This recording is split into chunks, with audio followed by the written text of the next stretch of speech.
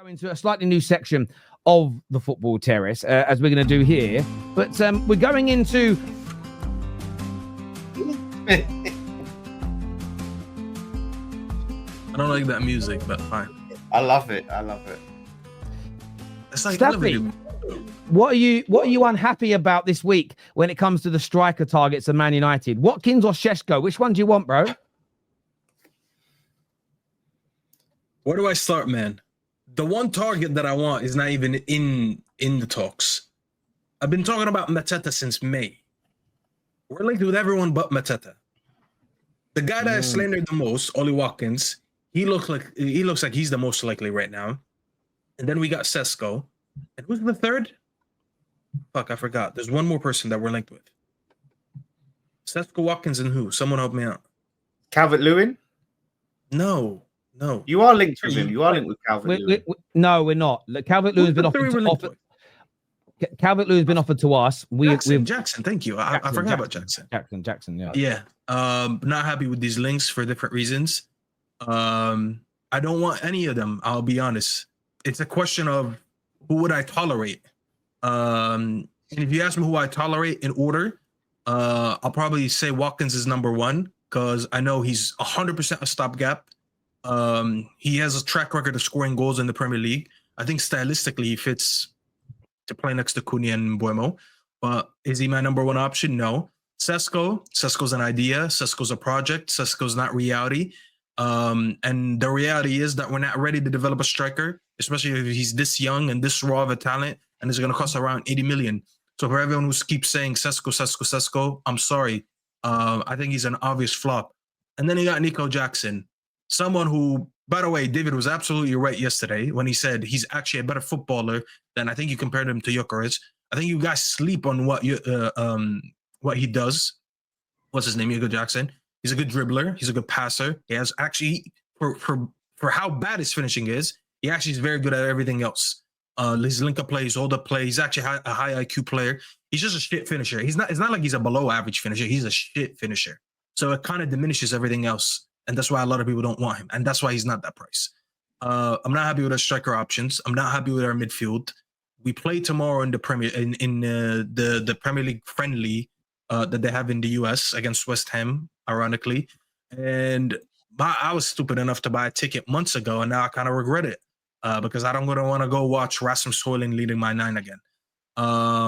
So yeah, if you want to know what I'm complaining about, I'm not complaining, but I'm not happy with these things. So yeah, I don't know what to tell you. I'm wanting Mateta, and we're not linked with Mateta. Mateta's perfect for us right now. So yeah, that's wild. Mateta's what? That Mateta's good? No, it's wild that you're not going for Mateta. Which I don't understand why. He's going to cost less than Watkins, if anything. I get that. The only thing I would say is that when we were linked to him earlier on in the summer, what was said is that he wants to stay at Crystal Palace and he wants to have a year in Europe with them. So that's the only area where I'm going to defend the club. If the player has said, I don't want to leave, I want to stay at Palace, it is hard to pull him away if he doesn't want to go. Did we go in for him and he said that? Because I don't think so. It's not about, I have to go back and find them. I think I remember Fabrizio Romano talking about this, where he said that Mateta doesn't have any desire to leave Crystal Palace.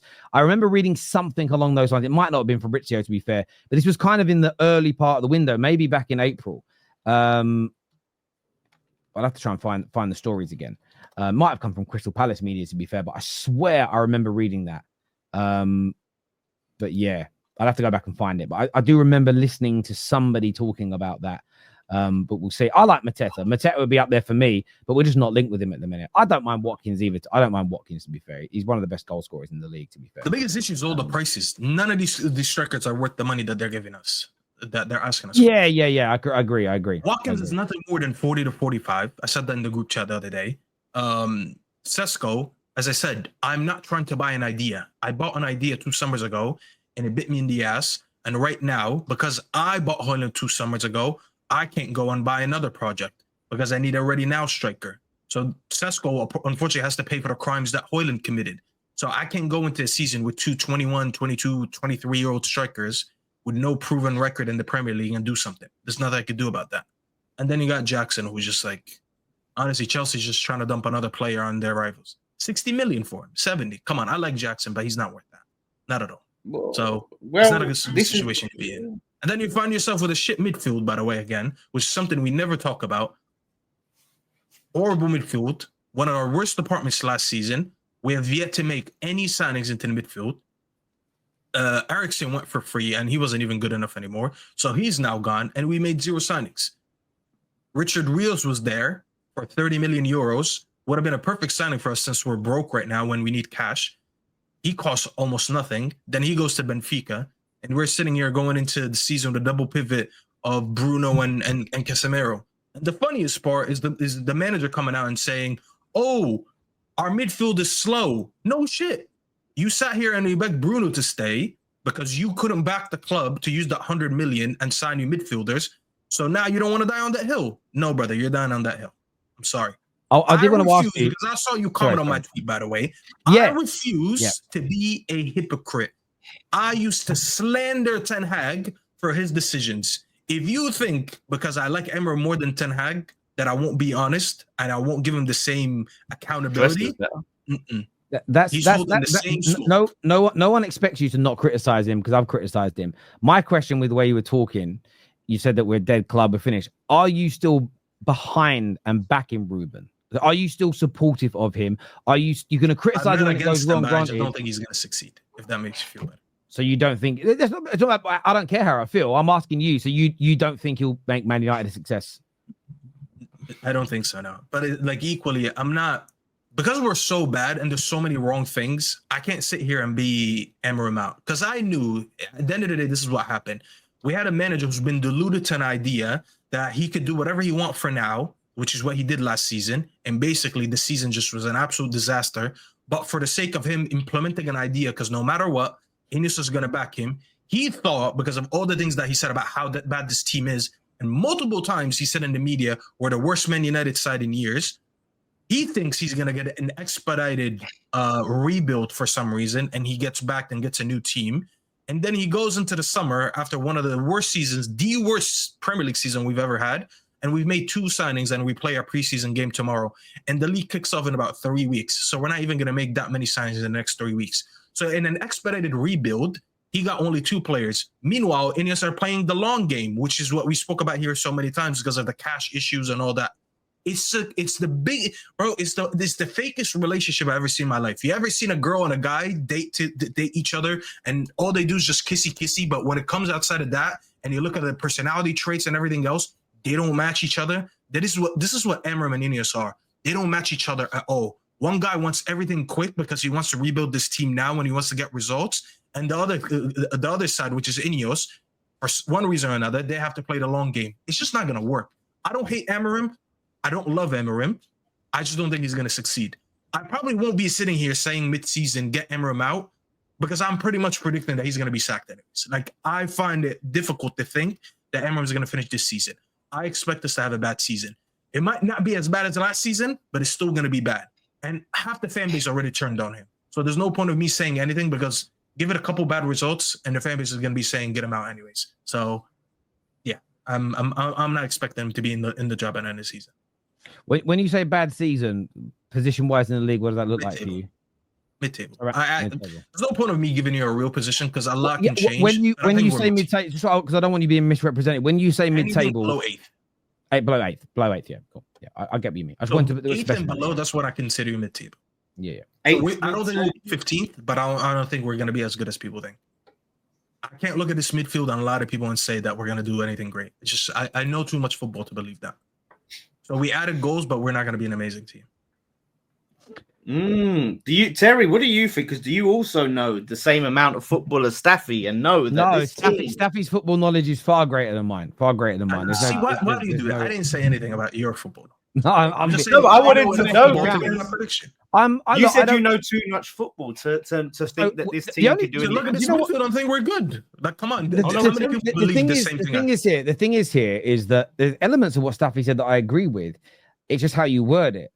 I don't necessarily think coming 8th this season is particularly bad, depending on who else improves, how many more games we win. Is there actually an improvement? Can we see ourselves moving forward? In relation to, it's not great. I don't want to be 8th. I'm not going to go, oh my God, I'm 8th. I'm so happy. At the same time, are we going to get better? Are we going to progress?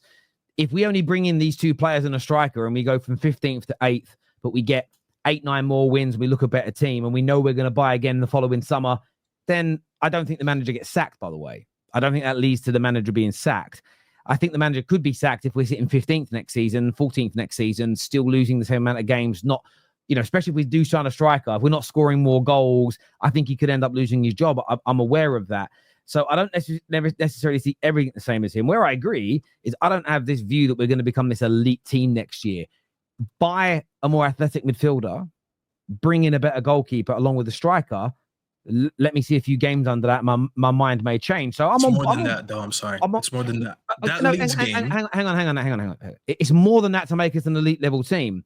But I was also, I knew we weren't going to fix everything this summer. We're not fixing everything for the next, it's going to take 3 summers minimum to fix this squad. And it was always going to take that amount of time. So for me, that's why I understand what we're doing with the goal scorers, but we need to add an athletic midfielder. Those goals that we're trying to buy, and this isn't a negative, it's just what has to happen. It's to paper over cracks in the squad that will still be there by essentially trying to do what Liverpool did in the early Klopp years. We'll try and outscore you to win more games, to keep to a certain level. It's going to take years to do, especially with the fact that we don't have 300 or 400 million pounds to spend anymore. So that element I'm very aware of. Again, not accepting of it in terms of I'm okay with it, but I understand the reality of where we are right now. We're not going to go and do 600 million in a summer like Chelsea did year 1, year 2. 600 million, though. You generally just. I gave an example where someone like Coach Rodriguez was available for 30 million euros, so and we were nowhere near that. And I understand that from the last game against Leeds. And the reason I'm referencing it, because I seen it last season where we invert one of our center backs in the midfield. I am building up with a midfield pivot of Casemiro and De Ligt, 2 players that are prone to receiving the ball with the back to the pitch. They're the least press resistant players that we have. Yeah. This manager is so stubborn that he's going to keep doing what he does until he gets the right profiles, and he's not going to get them. I can see these little signs. That's just an example of why we won't go forward as a football team this season. Yeah. Enough for me to say, you know what, it's going to be enough to please the fans and the manager keep his job. It's just not going to work. And that's fair. But where I don't want to see football fans like yourself or me change is we've asked for years for a manager to have a way of playing, and we wanted to stick to it, and we want to be rigid with it. We then need to keep our focus purely on the club and not the manager. Doesn't have to have the Ligt fucking inverting into the midfield. I don't see Maresca doing that with Tosin and them players. He inverts Reece James. He's making it more complicated than it is, which is why I'm saying it's just like a match that doesn't make sense. He can find easier ways to get around his team, but he doesn't want to because he wants to play so specified, which is why sometimes I don't like to call them hipster managers, but this next generation managers that are basically Pep disciples, they're so precise with what they want to do that when it doesn't work, it goes horribly. He's doing that. So he clearly showed me with that preseason game, and I'm sure I'm going to see that again tomorrow. He is so fixated on certain tactics that no matter what happens, he won't change it until he gets the personnel that fits it. And there's no guarantee, by the way, that when he gets that personnel, that you're even going to be a great team because these tactics are too complicated and they're not really generic. I understand that. I do view it this way, though. If the goal scorers come in and score us goals and win us games, people care less about those things you're talking about. I just have this theory in football, having spoke to, and I'm not saying you're wrong. I'm not saying you're right. I'm hearing what you're saying. But what I learned in the last few years is, unless you hate the manager, like certain United fans hated Jose Mourinho, but I think they only hated him because of the way he felt about a player they loved. No one actually gives a fuck about style of play. They want to win football matches, and they want to win more football matches. I know that West Ham fans eventually wanted David Moyes gone, and the style of play was always the issue. But in those 2 or 3 seasons where the style of play was identical, but they were pushing for Champions League spots, none of the fuckers were saying get rid of him because they were winning a lot of football matches. All it really comes down to is putting the ball into the back of the net and winning the games. In the cold, hard light of day, Maresca isn't playing overly different now to what he was when they weren't winning very many games earlier on in the season. What's now happening is certain players have got back to their levels. They've gone out in the summer and bought better individuals, and they're winning more games. Had they missed loads of those chances in the Club World Cup and gone out, everyone would go, the manager's shit, isn't he? Well, the manager does a certain amount of jobs. You've got to have the right amount of players, but we'll see. Let's do some of these super chats because we are near the end of the show now. This says, I like I like Staffy, but at this point, only God can please you. It's all right to be critical, but nothing is everything has to be so negative. It makes you sound like the Andrew Tate of the United fan base. Ever since I've been called negative on this channel, we went from 3rd to 8th, and then from 8th to 15th. Yet we're forgetting that, but I'm wrong to not be positive. Yet every summer I complain about some of our moves and we get worse. Let's just ignore that. I'm the Andrew Tate of the fan base. You're right. You did one there. Good job, Joshua Jack.